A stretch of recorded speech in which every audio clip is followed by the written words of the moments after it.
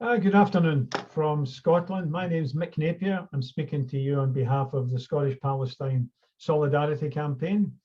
We aim to bring you speakers who have something significant to contribute to the discussion, the discourse in delivering effective solidarity with the beleaguered people of Palestine.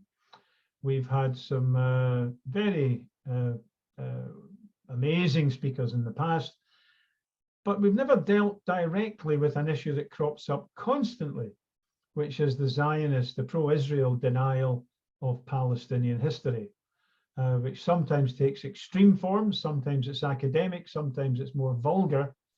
But we have today Zachary Foster. Zachary, a very big and warm welcome to you in California, but I believe you've struggled out of bed early in the morning and you're foregoing your breakfast to talk to our viewers. Welcome, Zach. Thanks so much for having me on. Zach is a historian of Palestine. He earned a degree in the Ph.D, a third degree from the Department of Near Eastern Studies at Princeton, one of America's more prestigious universities. He currently works for academia.edu to bring home the money to pay the rent, but it's his industry as a historian of Palestine that makes him very welcome here today. Zach, look, an Israeli minister, not some vulgarian in a pub, but an Israeli minister stood up in the Israeli Knesset, brandished a copy of the Bible to say that Jews in the Holy Land had a history of thousands of years, and then she held up a nauseating publication called A History of Palestine, which was 120 blank pages.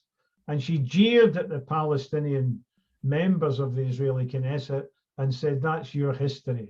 You're contemptible, was basically the message. Zach, why is it Palestinian history so important?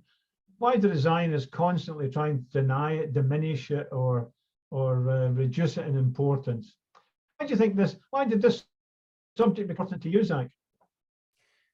So I grew up in a very Zionist community. I went to Jewish Zionist day school, Jewish Zionist summer camp, and in a Jewish Zionist synagogue. And in the course of encountering all of these Jewish Zionist experiences, I was exposed as a child to this narrative that there are no such thing as Palestinians, that there is no such thing as Palestine.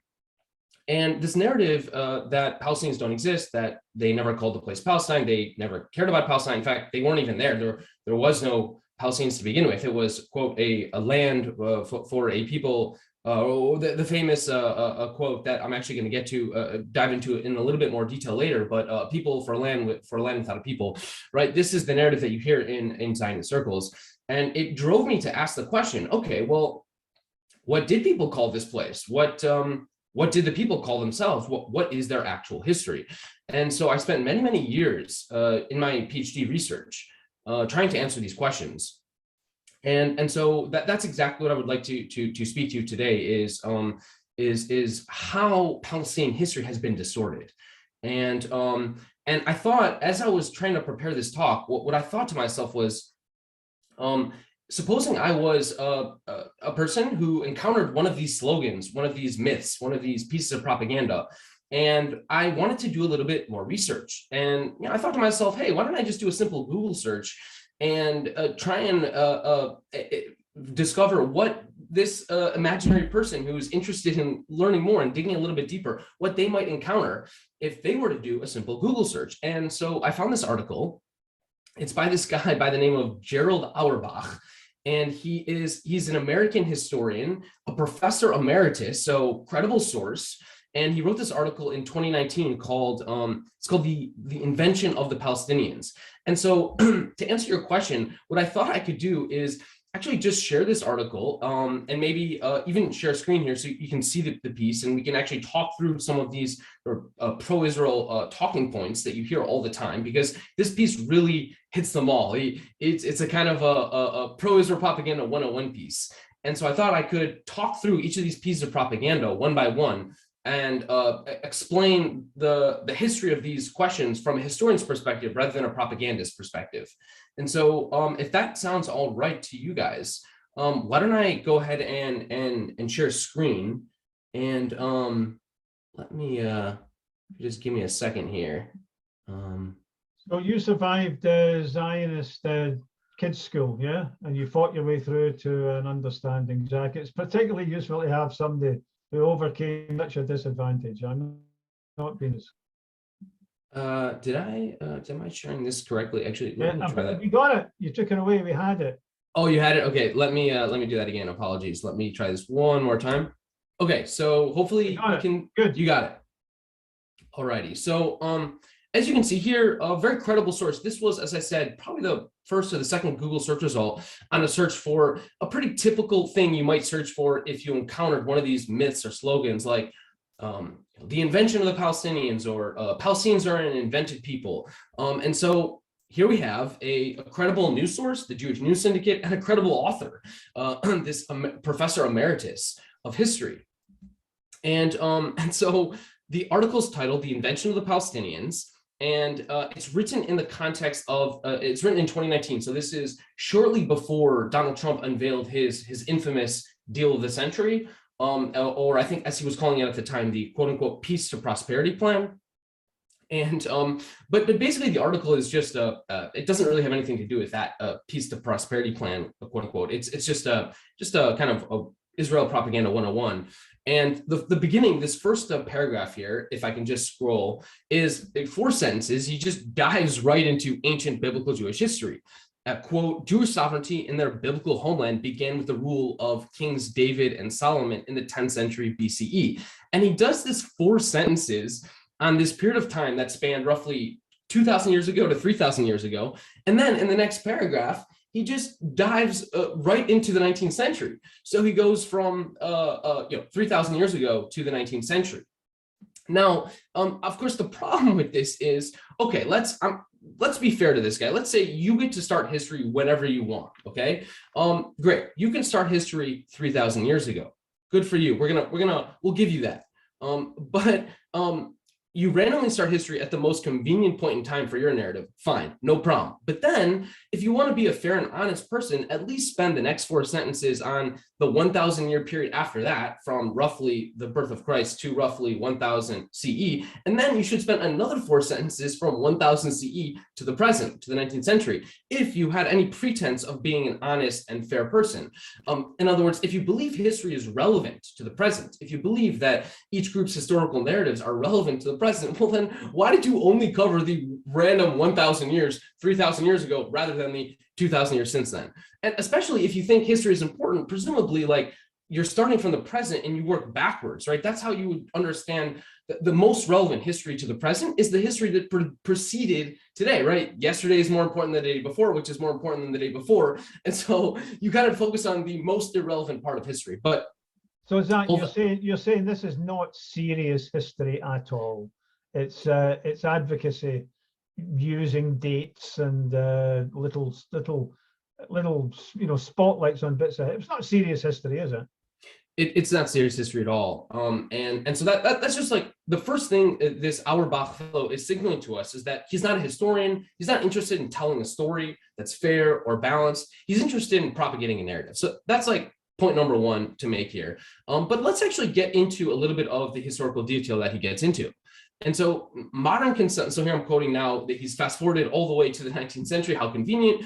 Modern conceptions of Palestine began to emerge in the mid-19th century, which, by the way, that sentence is just false. There wasn't really a whole lot new in the 19th century. If you go back to the 18th century or the 17th century, conceptions of Palestine, I would say in England, I'm not sure, by the way, you're just singling out England as the most important place. And I know this is like a Scottish Palestine society. So like, I don't know why England somehow matters here. But anyways, the point is just that actually there was not a whole lot new in mid-19th century England.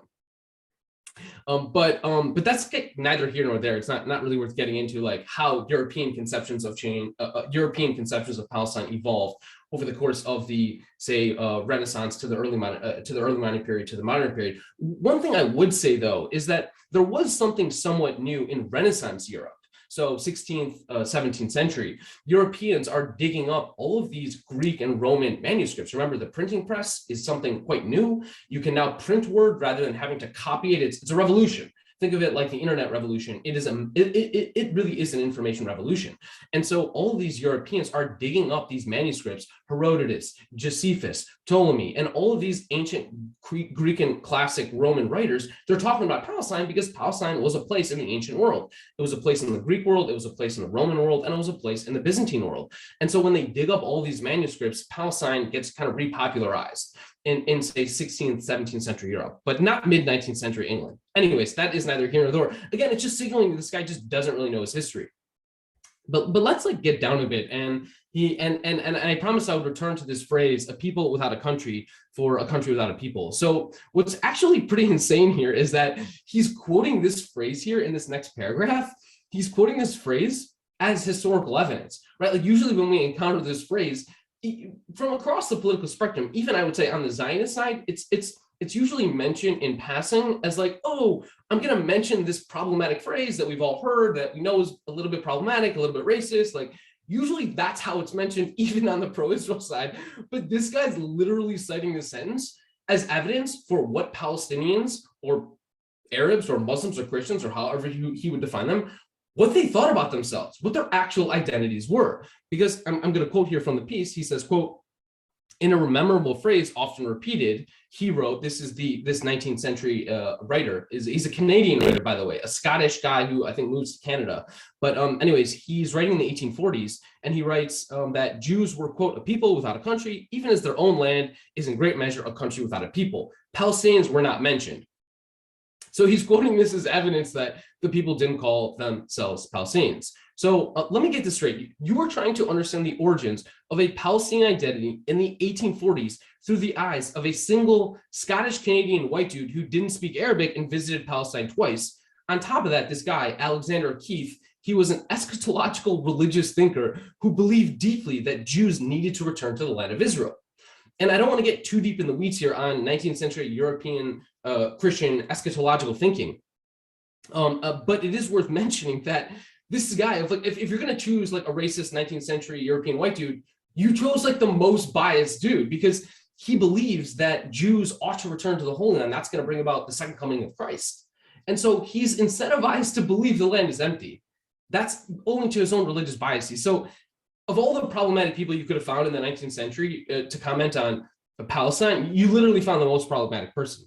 But if you were an actual historian and you could, let's just say you couldn't read Arabic, so you couldn't access the sources that are the most relevant for understanding identity in 19th century Palestine, fine, at least like check out some other sources. As a historian, you always want to be like checking out lots of sources. And this guy, and so if you look at 19th century sources in European language, you will find many references to the Palestinians, by the way. I published a paper on this a few months ago, and I found 4 references between 1870 and 1900, 4 references in European literature and American literature. These are travel writers, consular officials, religious pilgrims who mention the word Palestinian. And this is just in the context of the writing. So one of the guys is James Finn. He was a British consul in Jerusalem, I believe from the 1850s to the 1870s. He's writing about Palestinians in his memoir, and a number of other travelers and religious pilgrims and writers in the, say, the latter half of the 19th century. They are actually talking about the Palestinians. So all that is just, and by the way, I don't even really read that many European languages. And my focus was really not on the European literature, it was on the Arabic literature in my research. So like a more diligent scholar who actually reads European languages, I'm highly confident would find many, many more references than just 4. But Zach, you speak and read Arabic and Hebrew as well as passably good English, should I say. But look, can I just ask a question? Every settler colonial project, Australia, North America, Palestine, they don't believe, the settlers don't believe that the natives don't exist. They know they exist and they kill them, but they don't exist as full humans, do they? I mean, they know that they're there, but they're shadows and they want them to disappear, so they kind of disappear them in their minds. They're there to be servants, maybe. Are we really, to what extent do you think it's worth showing the reality of Palestine over the last couple of millennia? Might that not be missing the point, Zach? Because yeah, the Zionists know they're there. They have to kill them after all and ghettoize them. So a land without people doesn't mean a land without a people. It means a land without humans, doesn't it? Without white people. Have I got that right? It's a great question. I mean, what do they mean by a land without a people? Well, I actually think in part they do think it's basically empty. I think that they don't understand that there are major population centers and they don't understand the demographics of the country. I think that's part of it. However, I think they also mean people in a more national sense, in a more peoplehood sense. And remember, these are Europeans and Americans who are primarily in these nationalistic environments. The mid 19th century is really the heyday of nationalism. Maybe mid to late 19th century, you have Italian nationalism, German nationalism, Balkan nationalism. For them, peoplehood, nationhood is a very distinct thing. And maybe they don't see signs of that in Arabic or in Palestine, but they also don't really have much interaction with the locals. They can't speak Arabic. And so it's just like they're not really qualified to even speak to it, is what I would say. They don't have the skills. They don't have the toolkit to even understand how these people thought about themselves. They certainly can't read the literature being written by these people. So in a certain sense, I just think they're ignorant and they're racist and they're uninformed and they don't really care to be informed because they're so biased and so dead set on their religious eschatological beliefs that they're almost indifferent to the reality. So they can't read the literature, so there is no literature. If these people can't be bothered to English, then what the hell's the point in speaking to them? A little bit of the Brits abroad, absolutely repulsive. Yeah, exactly right. And I think this is actually a great transition to talking through some of those local sources, because later in this piece, of course, he does mention that the classic point about how Palestinians only come about, the term Palestinian and the Palestinian people only really started to think of themselves as such in the post-PLO period, the 1960s and beyond period. And of course, this is obviously complete nonsense. We already mentioned that for European and American writers are writing about Palestinians already in the 1870s and 80s. The first instances of Palestinian in Arabic, in Arabic literature that I've come across date to 1898. So the first guy is Khalil Beiras. He's talking and writing about Palestinians in 1898 in a book he publishes in Arabic. It's called, I believe, a description of the Holy Land is the title. It's an Arabic title that actually Khalil Beiras translates from Russian. So it's a Russian book he translates into Arabic, and Palestinians come up multiple times in that book. The next two examples are from a guy by the name of Salim Kobain, and the third example is by a piece by Najib Nassar. Those are both Palestinians writing in 1902, and actually take away the screen share for the moment, and let's see you. Yes, absolutely, great call. Easy to forget when you're on a roll. Sorry about that. On you go. No, thanks for pointing that out. Yeah, so the next, so you have these two guys writing in early 20th century, and they're also both writing about Palestinians. And of course, I think you have to remember that to the extent that this is now appearing in print, these periodicals, these publications are being circulated and distributed widely. There's high demand for newspapers and periodicals and books in late 19th, early 20th century Palestine, because this is a new medium and it's a new genre, a periodical. You can print things that you couldn't previously print. And so people want these papers. There are all these anecdotes in the literature about how they get circulated from hand to hand because everyone wants to get their hands on the latest. I mean, think of this is the Facebook or the Twitter or the TikTok of the early 20th century. It's a newspaper. It has information that you could never have accessed only 10 or 20 years earlier. So all that is just to say Palestinian, the word Palestinian, the people, the Palestinian people starts to grow and expand in the late 19th, early 20th century. And it doesn't really have much to do with Zionism. This is another thing Zionists really get wrong. They think that this is somehow a reaction, a quote unquote knee-jerk reaction to Zionism, which is actually totally false. The first two people to be writing and talking about Palestinians are like I said, Khalil Beiras, Najib Nassar, and Salim Kobain. They're not even mentioning Zionists really in their writings. They are actually going to school. They're going to this missionary school, this Russian missionary school in Nazareth, where they're being exposed to geography books called the Geography of Palestine. They're being exposed to history books called the History of Palestine, and they're being exposed to maps called a map of Palestine. And so what I would say is that in the late 19th century, you see the rise, in the early 20th century, you see the rise of a Palestinian identity that really emerges, I would say, in parallel to the rise of an Egyptian identity in Egypt, in parallel to the rise of a Syrian identity in Syria and a Lebanese identity in Syria. That is the context. It's that there is these new national, ethno-religious national movements cropping up all around the Middle East, and the Palestinians are one of them. And so I think what is very fair to say, and what is definitely, I would say, an accurate portrayal of the situation, is that clearly this identity that comes into existence independent of Zionism gets politicized because of Zionism. It's Zionism that really politicizes and supercharges that identity from an ethnic, religious identity to a political identity.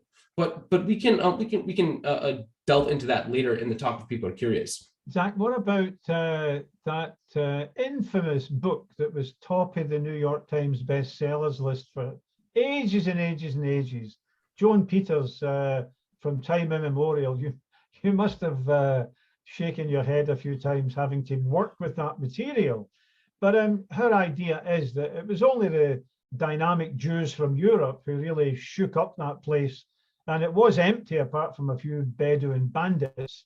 And it was the Jews who offered job opportunities and brought in the people who later called themselves Palestinians. Now, it was a fantasy, but it was massively reviewed by aliens in America. It was treated as something very, very serious indeed.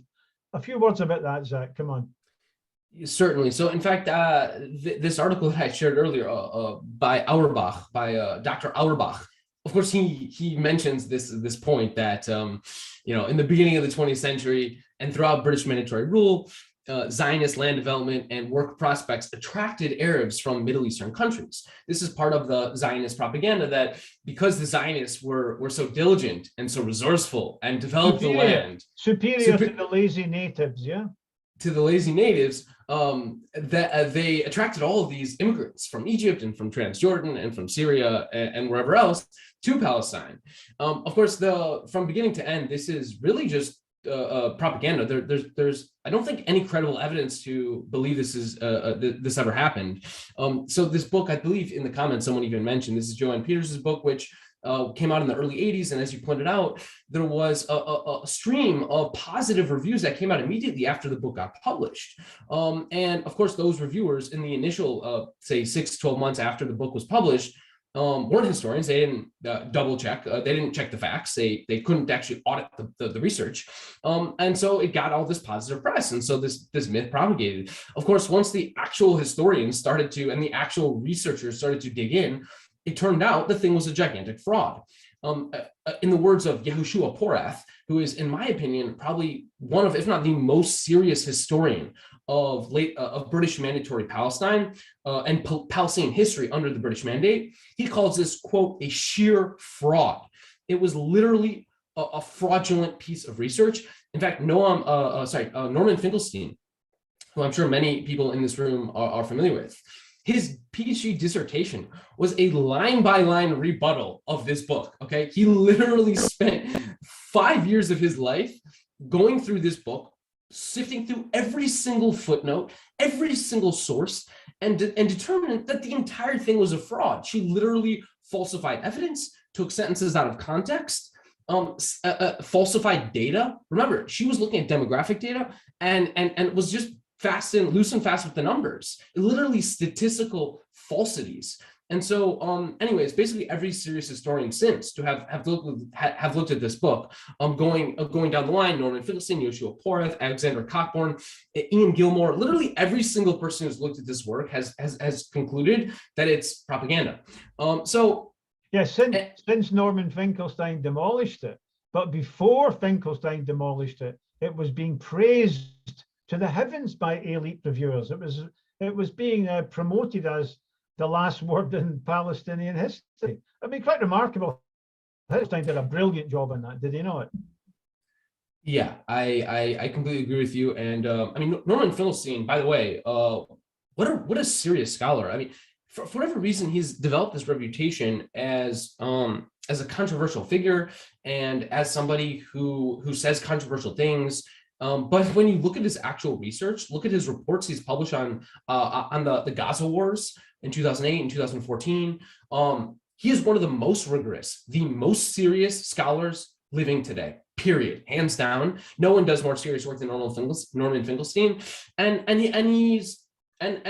what's most impressive about Norman is that not only that how serious his work is, but is that he puts his money where his mouth is. He has skin in the game, and he's lost so much. I mean, he was fired, was it way back in the day, for the positions he was taking and the quote unquote controversial research he was doing, which by the way wasn't even really all that controversial, saying that the pro-Israel lobby, the Holocaust industry exploits the Holocaust for political gain. I don't even think it's controversial anymore, but back when he wrote it, it was. So all of that is just to say, like, Jordan Peters's work is thoroughly debunked. And anyone who propagates that myth, including Mr. Auerbach here, or Dr. Auerbach here, is propagating things that have been falsified, debunked decades ago. So what I thought I could do as well is touch on another one of these popular propaganda points that you hear all the time, which is that, and this is also mentioned in the Auerbach piece, and he's writing about the Mandate period and beyond, but he's talking about all of these Palestinians and who are saying that there actually is no such country as Palestine. So this is so in the piece, he says that he's quoting a Syrian leader, Aouni Bey Abdul Hadi, and I'm not sure why he calls him Syrian actually, because Aouni Abdul Hadi, I believe is Palestinian. Anyways, not surprised that he's mislabeling a Palestinian leader, but he's saying that he's quoting his testimony before the British Peel Commission in 1936. And remember, the British Peel Commission was this commission that was commissioned by the British to investigate the violence, the riots that were taking place in Palestine. This revolt, you had a big revolt in 1936. Remember, from 1930 to 1936, you have between 20 and 40,000 Zionists moving to Palestine every year. And so by 1936, Palestinians have had enough and revolt. And so in that context, this Syrian, this leader, Aouni Abdul Hadi, he tells the Peel Commission, quote, "There's no such country as Palestine. Our country was for centuries part of Syria. Palestine is alien to us. It is the Zionists who introduced it." And then he cites another quote from Philip Hitti, who taught for many years in the United States. This Arab quote, he's always Arab historian, Syrian Palestinian leader, right? Whenever they're trying to make their argument, they love to quote pit Palestinians and Arabs. So he said shortly before Philip Hitti's trip to his birth, shortly before the birth of the state of Israel, Arab historian Philip Hitti conceded, quote, "There's no such thing as Palestine in history. Absolutely not." So what I thought I could do is just spend a little bit of time trying to provide some context for these statements, because they're obviously taken completely out of context. And with just hearing those statements, honestly, I bet a lot of people are just a little bit confused. Like, I don't understand why this person would say that. And of course, there's no attempt by Auerbach to explain why Aouni Abdul Hadi or Philip Hitti would say something like that. So what I thought I could do is just spend a few minutes providing the context. And so in 1918, this is towards the end of World War I,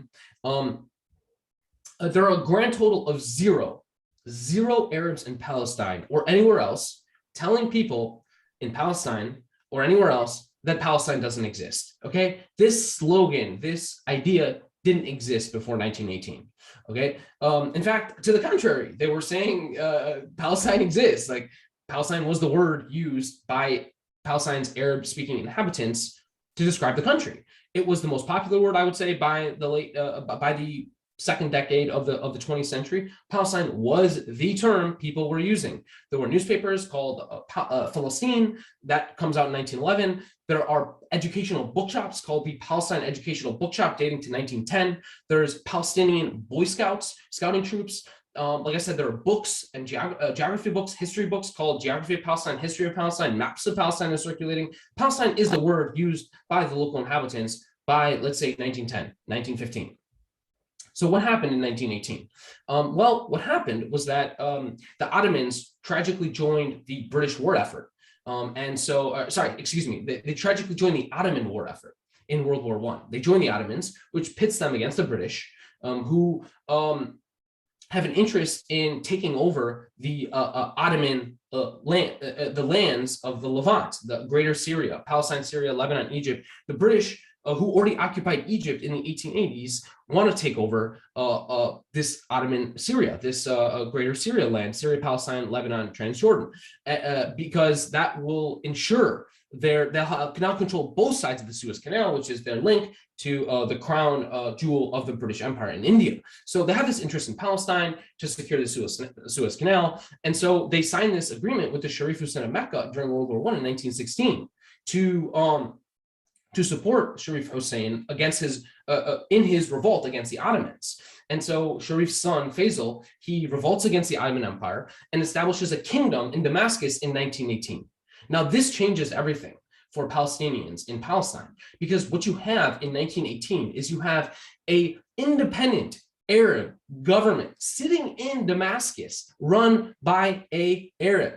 After 400 years of Ottoman rule, you have an independent Arab kingdom, semi-constitutional. It's a constitutional regime. And there's a Syrian Arab Congress, and there are Palestinians in that Syrian Arab Congress, okay? So semi-even representational. And so what happens is Palestinians sitting in Palestine, in Jerusalem, in Haifa, in Jenin, in Nablus, in 1918, in 1919, in 1920, they're here, they're sitting under British military colonial rule, the same British who had just years earlier, 1917, declared the Balfour Declaration and promised Palestine to the Jews and guaranteed Jewish immigration and Jewish land purchases. And so if you're a Palestinian Arab sitting in Jerusalem or Jaffa in 1918, 1919, or 1920, saying, do I support Palestine subject to Zionist British military colonial rule, or do I support independent Arab Palestinian Syrian rule from Damascus? They all say, no. Palestine doesn't exist. We're not part of Palestine. There is no Palestine. You're trying to create this British mandated Palestine. No, there is no Palestine. Palestine doesn't exist. It's all Syria. We've always been part of Syria. Palestine has, even the name Palestine is erroneous. In fact, you should just call it Syria. And of course, that's where it comes from. That's the origins of this idea that there is no Palestine, there's only Syria. But of course, that idea persists long after the French violently overthrow that Faisal regime in July 1920. And so long after that regime is expelled, long after there is no longer an independent Arab state in Damascus, the memory of that idea persists. And so well into the 1920s, 30s, and 40s, you have this pan-Arab movement and even a pan-Syrian movement that says the best way to free Palestine from British Zionist colonial rule is with unity with Syria. And so you get this movement within Palestine to say, if we actually want to protect Palestine from Zionist colonization, if we actually want to protect Palestine from Zionist land purchases, then we have to insist there is no such thing as Palestine, that it's all Syria. That is how you protect Palestine. And so out of their desire to protect Palestine, out of their love for Palestine, they said there is no such thing as Palestine. So I think that gives you a sense of where this idea comes from, why people like Phillips, why people like Auni Abdul Hadi are saying it. But of course, if you just read Auerbach in this piece, you would have no understanding of that history. And so that's another popular piece of propaganda that actually is just totally taken out of context. And I think once you understand the context, you have a much better sense of where this idea comes from. And, yeah, go ahead. No, I'm just listening to you. Look, isn't it essential for the Zionists to mask their own history? I mean, they used to call themselves a colonizing movement, and now the very idea it's a colonizing movement is anti-Semitic in some bizarre way. So they need to, there's a statue of Oliver Cromwell outside the British Parliament, but it's difficult for that Parliament to allow people to learn that it came to power through a revolutionary war. That's not something that's congenial to the parliamentarians. It's not congenial to the Zionists to tell their own story, because their own story is one: suppression of democracy, suppression of national rights, alliance with an imperial power, and they call themselves now a national liberation movement. Isn't it essential for any class, any elite class, but also more strongly for a settler colonial movement, to suppress its own history, to obfuscate it, and at the same time to deny any elementary humanity to the people that they are dispossessing. Isn't it built into the territories? I can't see any alternative apart from telling the truth, but it seems to me that's inevitable. What do you think? I think you're absolutely right. I think if you look at any settler colonial state, be it the United States, be it Canada, be it Australia, be it New Zealand, be it Israel, you find the same thing. When you go into American history textbooks, and maybe things are starting to change, but for the most part, over the century, certainly if you go back to the 19th century or for most of the 20th century, and you'll flip open an American history textbook or a Canadian history textbook, or I'm not familiar with some of these other settler colonial contexts, but certainly this is obviously true of Israel as well. There is no attempt to explain what actually happened, because that's an admission of guilt. In the case of Israel, to talk about the reality on the ground is tantamount to a confession to having been a settler colonial state. And I think this is really most apparent, most prominent from the Balfour Declaration all the way through to 1948. Because what you have during this period is you have a British colonial state whose very explicit purpose. The reason the British colonial state exists is to facilitate Jewish land purchases and Jewish immigration to Palestine. And so when you think about that for a minute, you're like, wait, hold on one sec. My movement has been, the reason it exists, the reason why the state of Israel exists is because there was a colonial government that said, we're going to completely ignore the political will of 85% of the population. That said, in 1919, when the Americans went around with the American King Crane Commission and said, hey, what do you guys want? And 85% of the people said, we want an independent state. And 5% said, we want a Zionist program. And then the British said, no, you know what? We're going to go with the 5.7%, because that always made the world safe for democracy, choosing the will of the 5% over the will of the 85%. And if Zionists talk through that reality, what they realize is that they're the ones who are subverting the will of the majority. And so that's why when you hear people talking about is Zionism and is democracy, are they compatible? Is it possible to have a democratic Zionist state? Well, it certainly was not possible in 1917. And it was not possible in 1927 or 1937 or 1947.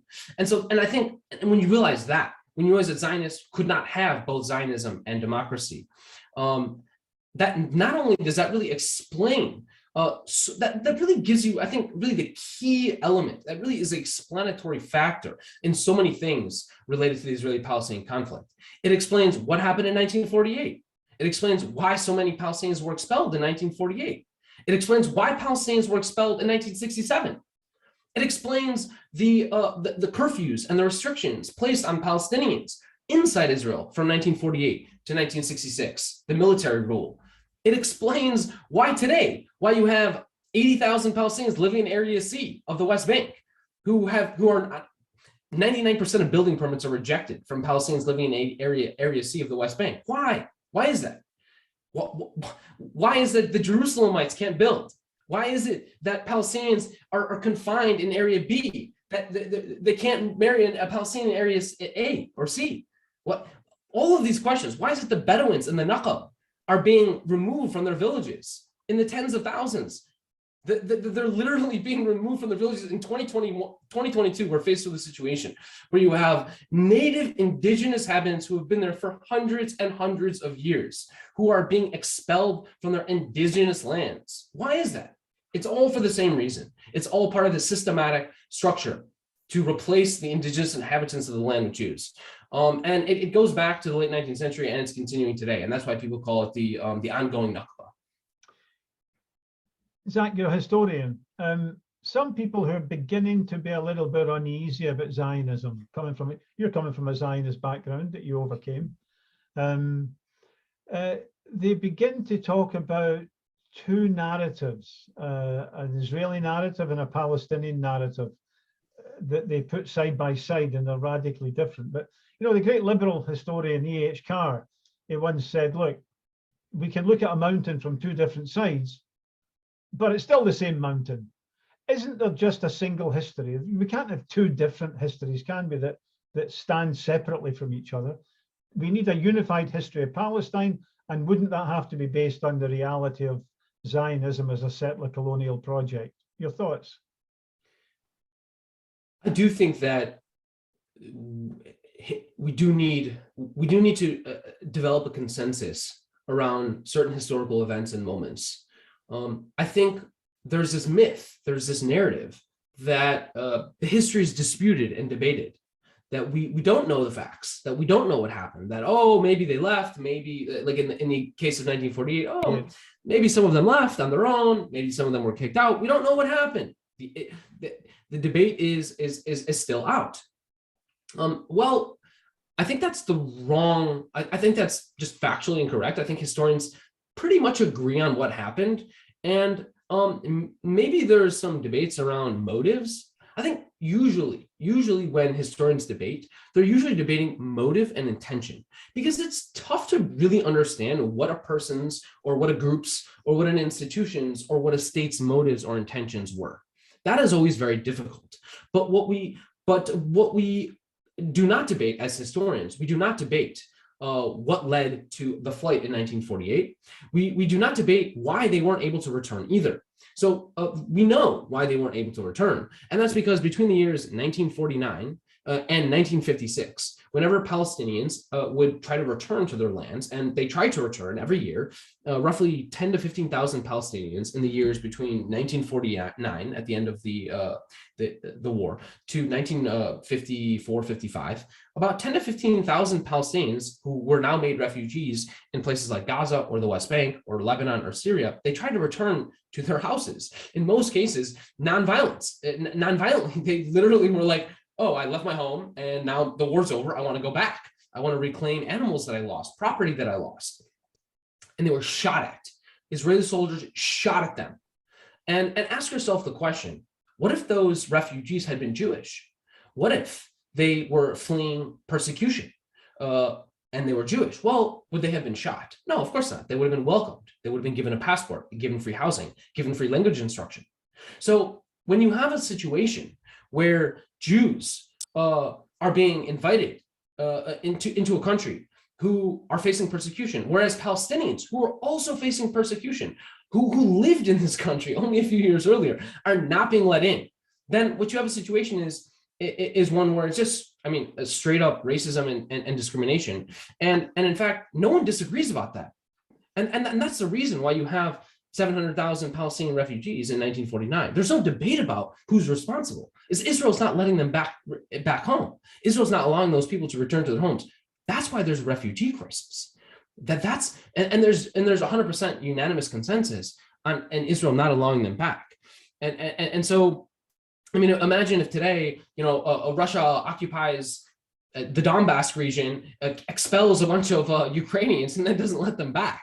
Well, we all know who's responsible. Or let's say they fled on their own because there's a war and you don't want to live in a war zone. You're worried about a mortar shell destroying your home and killing your kids. You're going to flee a war zone. But then when the war ends and then Russia says you can't come back to your home, well, who's responsible? We all know who's responsible. There's no debate about who's responsible for the refugee crisis. And that's one example, but we could really walk through every single contested issue in this quote unquote conflict. And what we will determine and what historians will agree on for the most part is actually there isn't really all that much historical debate. We basically know who's responsible for the refugees. We basically know who's responsible for the occupation. We basically know who's responsible for unequal access to water, to the water aquifers below the West Bank. We know who has access and who doesn't have access to political rights and who can decide who can have access to political rights and voting rights. We know who does and does not have access to building, to construct homes.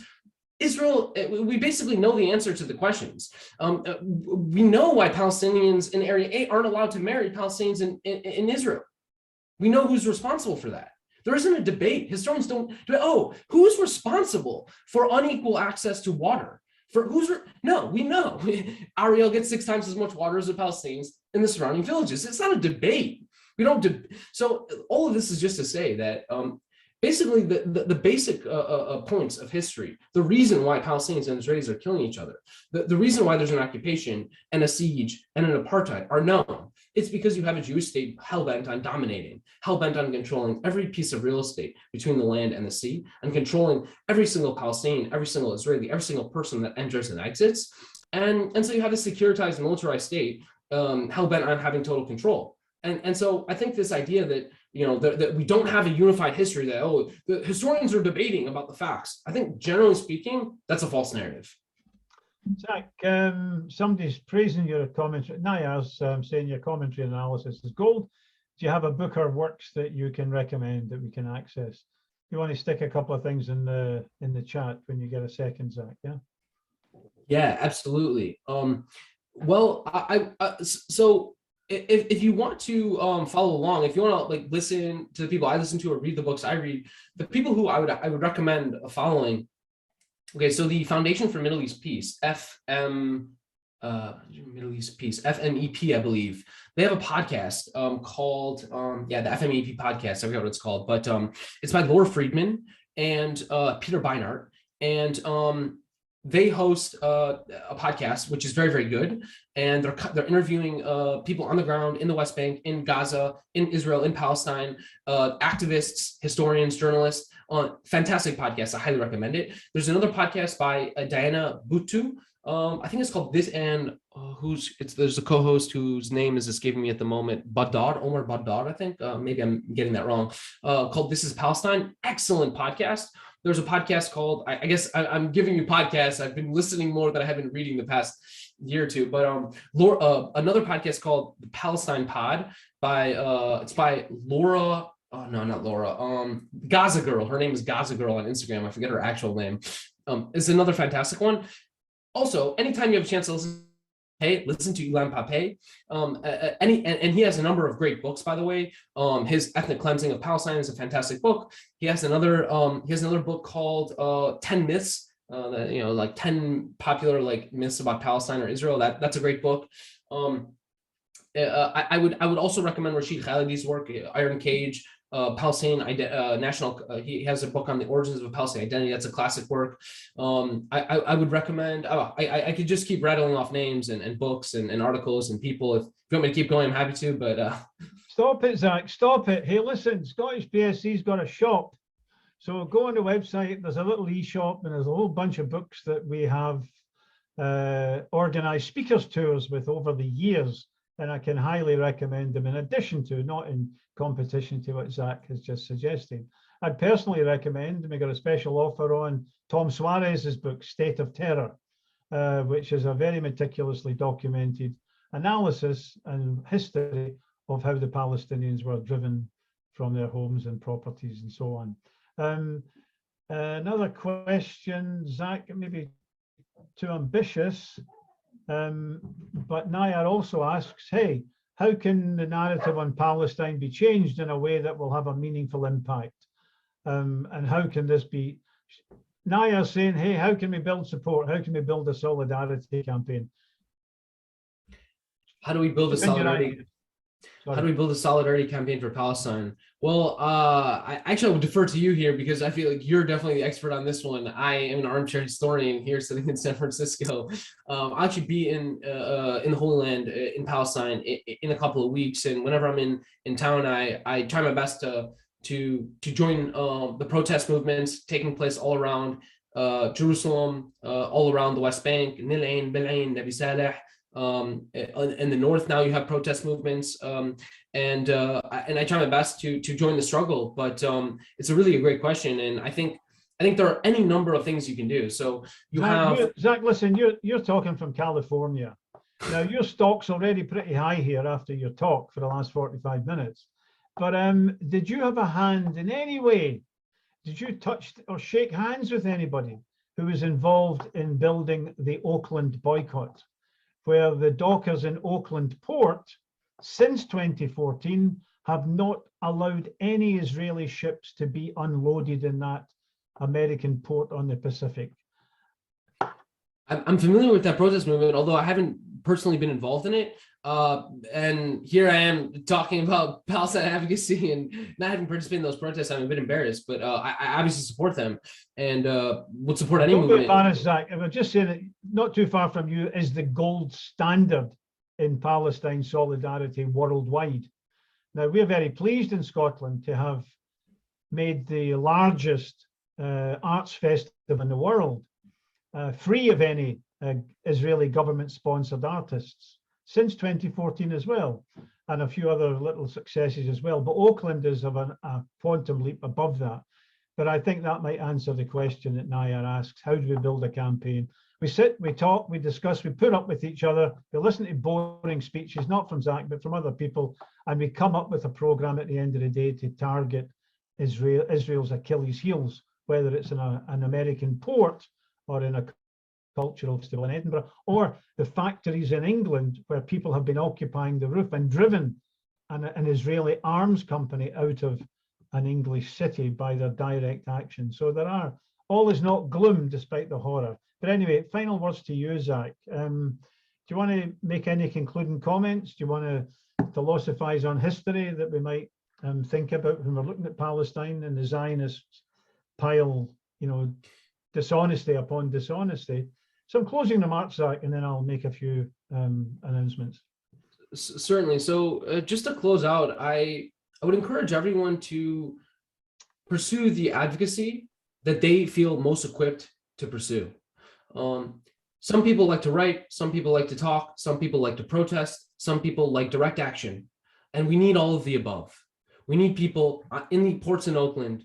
We need people wherever there are Israeli manufacturers producing weapons, protesting those manufacturing plants. We need people writing, advocating, speaking out on the streets. We need people in Jerusalem. We need people all around the world, because this movement for freedom and justice is not going to solve itself. Palestinians need solidarity with the international community, because guess what? Israel is an extremely powerful country and they're extremely good at propaganda, and we just got to be better. And so I would encourage everyone, wherever they are in the world, whatever it is they're doing with their time, is to spend more time advocating for Palestine, to spend more time, again, doing what it is you think you can do. Because ultimately, at the end of the day, what you're going to be most successful at doing is the thing you enjoy and the thing you're passionate about. And so all I want to say to everyone listening here is just like, fight the good fight. And we're in it for the long haul. This is a marathon. Life is a marathon. Don't give up. Zach Foster, historian of Palestine, speaking to us from California. Many thanks, Zach. It's been a real pleasure. Post, if you want to add anything in terms of recommended reading, we'll do a follow-up email to the people who participated, who listened in. So if you want to give us a paragraph or two, we'll certainly add that, Zach. But a big thank you to you, Zach. Thanks very much for joining us. Maybe we can have you back again sometime in the future to talk about other issues on which I know you have expertise. Thanks so much for having me. I really enjoyed it. Thanks, Zach. Friends, next week, a week today, same time, we have a discussion with three academics. David Miller has been fired from his job at Bristol University for his research into lobby groups in the UK, power groups influencing politics. Chaim Breshith is a Jewish academic from SOAS. He's written a very fine book called An Army Like No Other, an analysis of the Israeli army. And Chaim will be speaking together with David. And the third academic is Dr. Muir Houston from Glasgow University, who's currently in the Zionist crosshairs for his pro-Palestine advocacy. Three academics, all of them meriting your they'll be speaking together about the academic witch hunt continues. And it is still on steroids, it's still claiming scalps, but also they've suffered defeats in Sheffield and elsewhere, where serious organizing has managed to defeat the attempts to silence pro-Palestine voices. So that's next Thursday, same channel, 4 p.m. A couple of the final things. Yeah, we do a daily WhatsApp This Day in History. We deal with issues related to Palestine, Zionism, history, complicity, resistance, and so on. And we try to make it informative each day in small bites, but each small bite is linked to a larger article on our website. If you wish to subscribe to that, then put your name in the chat with a phone number, and we'll take it from there. Again, Zach, thanks again. Thanks to the audience for joining us from various different parts of the globe. We organise in Scotland. We are up against a very strong Zionist lobby, which has persuaded the Scottish government to adopt the bogus IHRA definition of anti-Semitism. But you know, they're doing the splits in the Scottish government because they have also accepted the results of a very extensive study of hate crime legislation, or Bracadale, which they commissioned and whose findings they accepted, and which is completely counterposed to the IHRA definition, because Bracadale says no protection should be extended in law to political entities like governments. And the whole issue was discussed around the IHRA, so it's not just coincidental. So there we go. The Scottish government has adopted the IHRA definition. They've also adopted recommendations against it. So we're organising serious lobbying of political representatives to ask them to take a stand on this situation. Friends, thanks again. Mick Napier here from Scottish Palestine Solidarity Campaign. Visit our website. Why don't you join us? If you're in other parts of the world, we can always do with a bit of cash. We don't have any full-time workers. Everything goes to campaigning. So thanks again, friends. Thanks for joining us. Big thanks to Zach Foster again, and goodbye. See you next week.